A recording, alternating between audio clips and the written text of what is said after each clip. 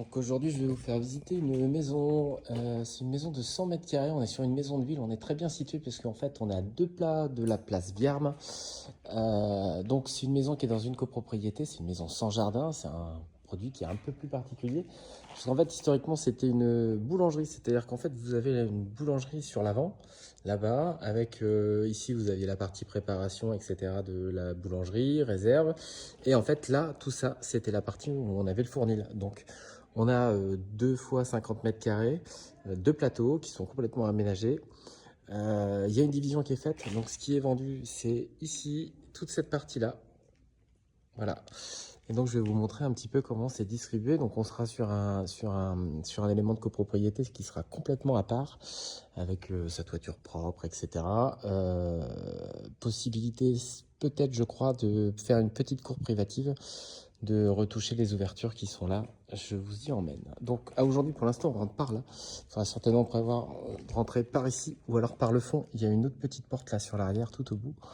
On voit qu'il y a des fenêtres qui sont déjà percées. Donc ici, on a une porte. Là, on a une fenêtre là. On a une fenêtre là. On a donc une porte-fenêtre qui est tout derrière. Là, on a une fenêtre. Une porte ici. Alors, vous allez me dire c'est bizarre, mais en fait, c'est parce qu'historiquement, on pouvait amener tout ce qui était farine par ici. Et si de l'intérieur, vous verrez, il y a d'anciennes fenêtres qui ont été bouchées, qui peuvent être percées. Donc, on va aller visiter ça. Et donc, voilà comment ça se présente. Donc, admettons, on arriverait par cette porte-là ou par une autre, à choisir. Et on arrive sur ce plateau. Donc, on a un plateau qui fait 150 mètres carrés. On a la lumière que d'un côté, de ce côté-là. Voilà.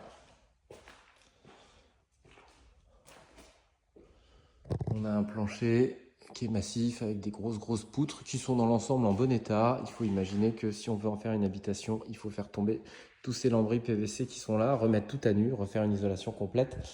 En termes d'évacuation, alors bien sûr, on a l'eau qui arrive, on a le courant qui est là-bas. Les évacuations d'eau sont ici. C'est plutôt bien parce que c'est assez central. On va aller voir un peu comment ça se présente sur le haut. Donc aujourd'hui, on monte par cette échelle de meunier, on ne peut pas dire autrement, et par ici. Et donc on va retrouver la même surface. Voilà. Alors il faut imaginer qu'effectivement ça a un peu pris le chaud puisque il y avait quand même un four qui était là. Donc si on voit ici, il y avait une ancienne fenêtre qui a été bouchée, qui peut être percée. Les parquets, alors certainement qu'il y aurait besoin d'enlever la première couche ici, remettre un OSB, refaire un ragréage dessus, refaire ça propre. Voilà.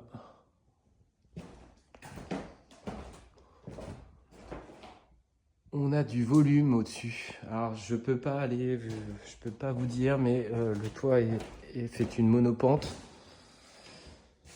Ici, on a une pièce supplémentaire qui avait été aménagée. Alors, là, il ne faut pas regarder comme quoi ce serait propre. Hein. Il faut tout refaire. Il faut enlever les placos, il faut réisoler. Ça n'a pas été isolé en fait, c'était juste pour faire une pièce de rangement propre pour la boulangerie. On a quand même un peu d'isolation en toiture, mais sur les côtés par là, on n'a pas d'isolation. Donc, dans l'idée, c'est on recasse les plateaux, on refait tout et on redistribue. Je vous disais donc, on a une petite fenêtre dans le petit local qui est là. On a une grande fenêtre ici. On a une petite fenêtre là. On peut en repercer une autre ici. On a celle-ci qui existe et on a celle-ci qui existe. Donc voilà, il y avait un projet donc pour faire une habitation qui avait été déposé avec un permis de construire. À savoir que le permis de construire laissait sous-entendre qu'on aurait pu certainement faire un rooftop sur le toit. Donc voilà, donc on est sur un projet qui est plutôt intéressant, qui peut s'adapter à faire soit des petits locatifs. Alors, peut-être indivisible, soit une résidence principale en esprit loft.